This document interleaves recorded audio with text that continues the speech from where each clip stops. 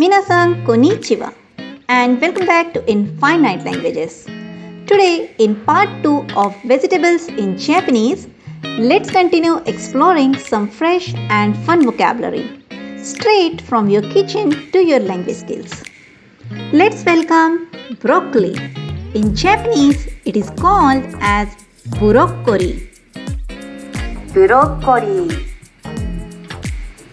Broccoli. Broccoli. It's a popular vegetable in Japanese bento boxes and a healthy choice worldwide. Carrot is ninjin. Ninjin. Ninjin. Ninjin. Crunchy, bright and often carved into flowers in bento boxes. Spinach becomes horenso. Horenso. Horenso. Horenso. Often boiled, seasoned with soy and served chilled. Pumpkin is kabocha. Kabocha. Kabocha. Kabocha. Sweet, earthy and a wintertime treat. Brinjal or eggplant is nasu. Nasu. Nasu. Nasu. Silky when grilled and grizzled with miso. Green peas. Green pea soup. Green peas. Green peas.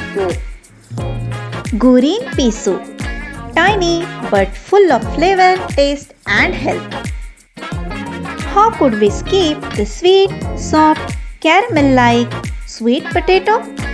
In Japanese, it's satsumaimo. Satsumaimo.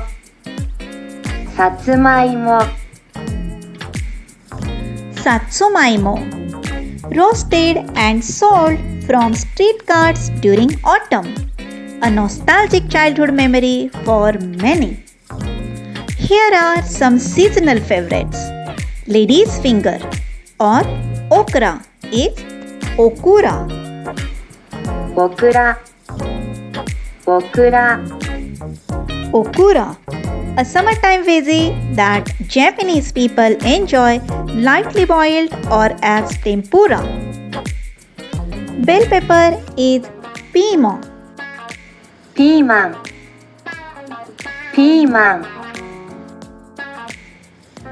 Piima, mild and slightly bitter. It's often stir-fried or added to curry. A classic veggie kids love to avoid. Now, cauliflower becomes cauliflower. Cauliflower. Cauliflower. Cauliflower, a borrowed word yet finding its place in modern Japanese cuisine. Chili is togarashi. Togarashi. Togarashi. Togarashi, small but fiery. It adds a bold kick to pickles, miso and even tempura in Japanese cuisine. And that wraps up part 2 of our vegetable series in Japanese. Don't forget to revise both parts. Repeat the words aloud and try using them in daily conversation. If you found this helpful, do remember to like, share and subscribe to support more such content from Infinite Languages. See you again. Cha, mata ne.